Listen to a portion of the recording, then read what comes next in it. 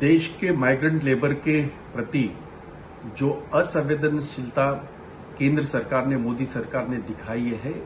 उसकी मैं कड़े शब्दों में निंदा करता हूं। देश के गद्दारों के, खास करके चौकसी जैसा हो, नीरव मोदी जैसा हो, इन लोगों के 68,000 करोड़ के कर्जे माफ करने वाली ये मोदी सरकार देश के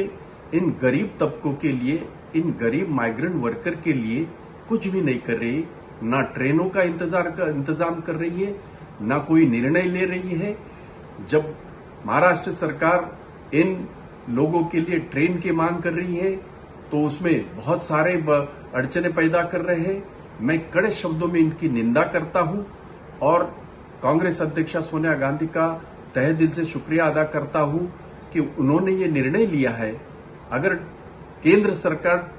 मुफ्त ट्रेन नहीं दे सकती तो ट्रेन का खर्चा कांग्रेस पार्टी उठाएगी और विभिन्न राज्यों में जो ये अटके पड़े हुए जो गरीब तबके के ये वर्कर है, माइग्रेंट है, उनको अपने अपने राज्यों में जाने के लिए सुविधा मुहैया करेगी, उनके लिए मदद करेंगी। मैं सोनिया गांधी जी का शुक्रिया अदा करता हूं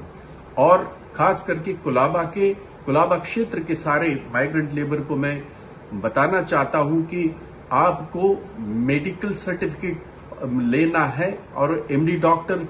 उसको मेडिकल सर्टिफाई करेंगे ताकि आपको कोई दिक्कत आपके राज्यों में ना आ जाए। इसके लिए कांग्रेस पार्टी के माध्यम से